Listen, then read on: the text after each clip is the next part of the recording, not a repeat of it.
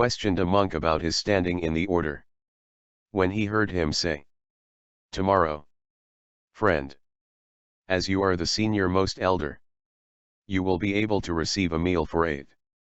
Taking bowl and robe that very moment, and setting out at dawn, he entered that ticket room, and being the senior most elder received a meal for 8 in Sirima's house. But at the very moment when the monk who had dined the day before had gone away, a disease arose in Sirima's body. So she took off her ornaments and lay down. Then her serving women, seeing that the monks had come to receive the meal for 8, told her. Unable to take the bowls with her own hand or invite the monks to be seated, she gave orders to her serving women saying, "Women, take the bowls. Invite the reverend gentlemen to be seated, give them gruel to drink, serve them with hard food, and when it is time for the main meal, fill their bowls and give them to them." They did so. She said, "Put your arms around me and lead me in. I will greet the reverend gentlemen," and supported by them she was led into the presence of the monks and greeted them, her body shaking. When the monk saw her, he thought, "Even though ill, this woman has radiant beauty, so when she is in health, decked in all her adornments, what must her beauty be like?" And defilement that had been accumulating for many crores of years past beset him. He became distraught, and being unable to eat his rice, tool his bowl and went to the monastery, covered the bowl, put it one side, spread out a corner of his robe and lay down. Then even though a fellow monk entreated him, he could not eat, he went without food. In the evening of that very day Sirima died. The king sent a message to the teacher, "Reverend Sir, Sirima, the youngest sister of Khuddhaka, has died." When the teacher heard it, he sent a message to the king, "Sirima's body is not to be cremated. Have her set down in the place of the unburned bodies and keep guard so that crows and so forth may not eat her." The king did so. 3 days passed in succession, and on the 4th day the body swelled up. From the 9 apertures maggots oozed forth, the entire body was like a pot of broken rice. The king had a proclamation drummed through the town, for everyone who does not go to see Sirima, except the children who should be protected indoors, a fine of 8 kahapanas. And he sent a message to the teacher. "Let the order with the Buddha at the head come to look at Sirima." The teacher announced to the monks, "We will go to look at Sirima." The young monk had lain for 4 days paying no heed to what anyone said, and without any food at all. Even though the food in his bowl turned putrid, he did not rise. Now a fellow monk went up to him saying, "Friend, the teacher is going to see Sirima," and at the very mention of the word Sirima the young monk, though overcome by hunger, got up quickly. "The teacher is going to see Sirima, will you go too?" His fellow monk asked. "I will go," he said, and throwing away the rice, he washed the bowl and went with the order. The teacher, surrounded by the order, stood in one group. The order. The order of nuns, the king's court, and the crowd of lay devotees each stood severally in groups by themselves. The teacher asked the king, "Great king, who is she?" "King sir, this is the sister of Khuddhaka, Sirima by name." "Buddha, is this Sirima?"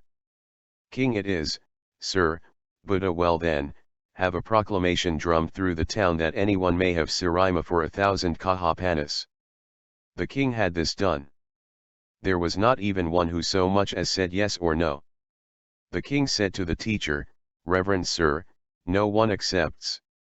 "Buddha, well then, great king, lower the price." The king had the proclamation drummed, "For 500 take her." When he saw no taker, he had the proclamation drummed, "Take Sirima for 250. For 200. For 100, for 50, for 25 kahapanas, for 10, for 1, for a half, a quarter, a masaka, for a kakanika," and at last he had the proclamation drummed, "Take her for nothing." Even then there was no one who said so much as yes or no to the offer. The king said, "Reverend sir, there is no one who will take her even for nothing." The teacher said, "See, O monks, a woman greatly loved by the world. In this very city formerly they gave 1,000 kahapanas for one day with her, now there is no one who will have her even for nothing. Such is beauty. Full of corruption and decay. Made attractive only by adornments placed upon it. A mass of sores by reason of the 9 festering orifices. Held together by 300 bones, forever ailing, the topic of many a thought because the foolish world contemplates on it, a non-lasting body. And to teach this he recited the verse. Look at the painted puppet, a mass of sores, a thing compounded, ailing, the object of many a thought. It has no lasting stability. At the end of the teaching, the monk who had been in love with Sirima became devoid of his passion of infatuation. He developed insight and achieved arahantship. 84,000 human beings realized Dhamma.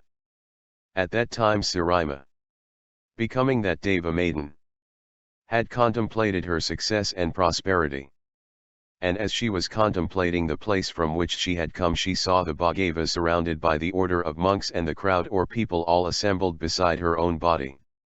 And surrounded by her 500 Deva maidens with 500 chariots. She arrived in visible form. Descended from her chariot, paid homage to the Bhagava with her retinue and stood in an attitude of devotion. At that time the venerable elder monk Vanajasa was standing near the Bhagava. He said to the Bhagava, "O Bhagava, I should like to ask a question." "Do so, Vanyasa," the Bhagava said. The venerable elder monk Vanyasa put to Sirima, the Deva maiden, the following question. Your yoke steeds superbly adorned, downward through the sky are heading, powerful, swift, and 500 chariots, created, accompany you, their steeds urged on by charioteers. Adorned you stand in a glorious chariot, shining, of flawless glorious form, from which class of beings you come to approach the unsurpassed. Thus questioned by the elder, the Devata explained about herself. That which, they say, is the supreme of those who have reached the heights of desire, are the Devatas who ever delight in creating, from that class of being, a nymph who assumes any form at will, have I come here to reverence the unsurpassed. When the Devi had thus explained her appearance among the Devas who delight in creating, then the elder wanted her to tell about her former state of existence, the deed of merit she had done, and her religious faith. What good conduct did you formerly perform here? Because of what are you of boundless glory, thriving in happiness, and have the unsurpassed psychic potency of going through air, and your beauty shines forth over the 10 quarters? You are surrounded and esteemed by Devas. From where have your deceased, Devata, that you are come to a good destination? Or to whose instruction were you obedient? Tell me if you were a disciple of the Buddha.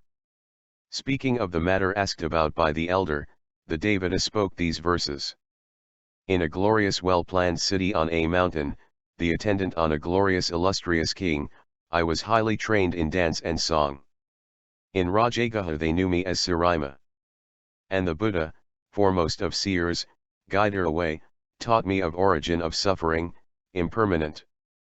The unconditioned / unchanging, the ceasing of suffering, eternal, and about this way, not crooked, direct, auspicious. When I had heard of the undying state, the unconditioned / unchanging, the teaching of the unsurpassed Tathagata, I was most highly self-controlled in the practice of morality, established in the Dhamma taught by the Buddha, the glorious man. When I knew of that stainless state, the unconditioned / unchanging, taught by the unsurpassed Tathagata, then I myself reached equanimous trance state of calmness. The highest assurance, was mine indeed. When I had acquired the undying state distinct, assured, eminent in penetration, without perplexities. I am honored by many, I experience considerable amusements and enjoyments. Thus I am a Devata seeing the undying, a disciple of the unsurpassed Tathagata, one who sees Dhamma, is established in the first fruit, stream entry. Sotapanna, first stage of spiritual awakening. And not again is there a bad destination. With respect toward the illustrious king under Dhamma, I approach to honor the unsurpassed one, and to reverence the gracious monks who delight in what is righteous, an auspicious gathering of monks. Joyous at heart was I, elated, when I saw the sage, Tathagata, glorious man, charioteer of the tameable, cutter of craving, delighting in what is righteous, guider away. I honor the supremely merciful, the compassionate one.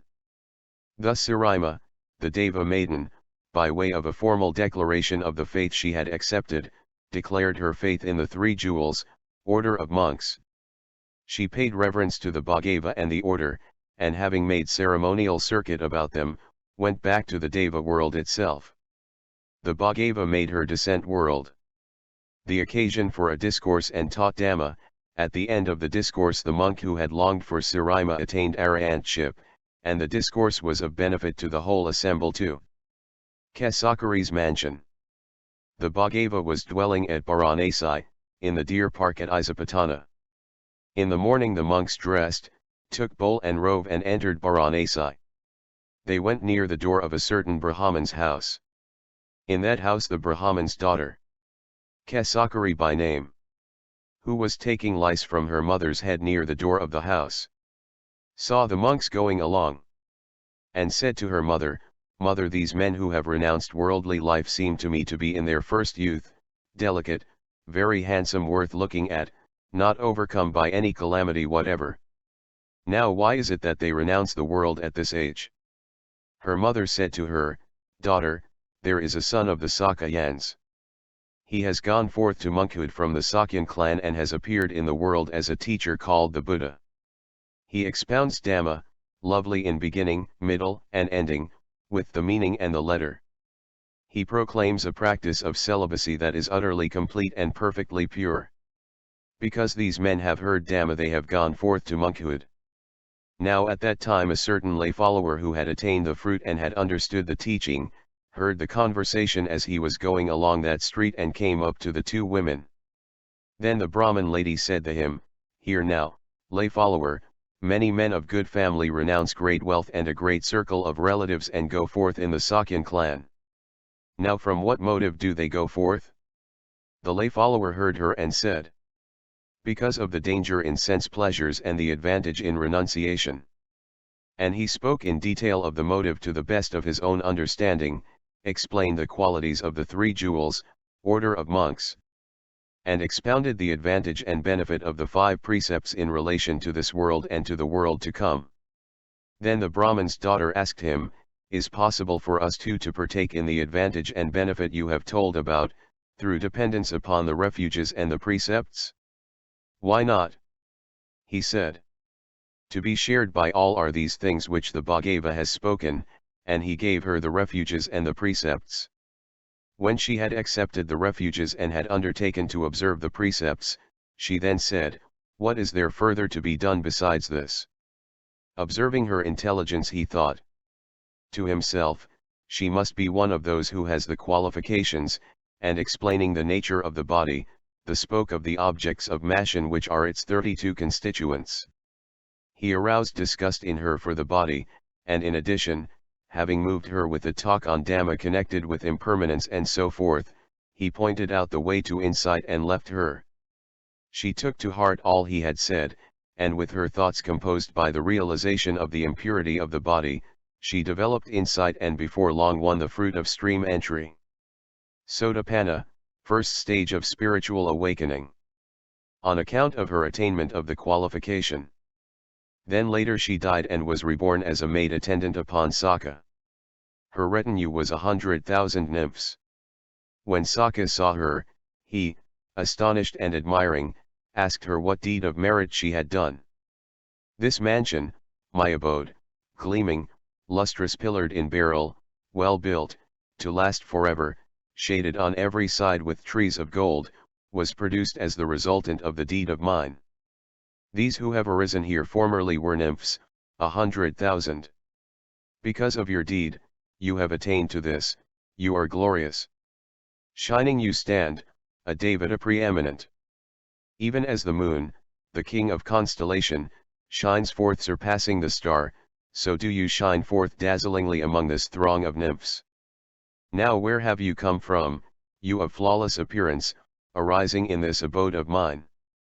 As the devas of the 30 with Indra, as if seen Brahma, so none will tire of seeing your appearance. Thus questioned by Saka, the Devata, spoke these 2 verses. Since the you kindly ask me, Saka, from where have you deceased and come here?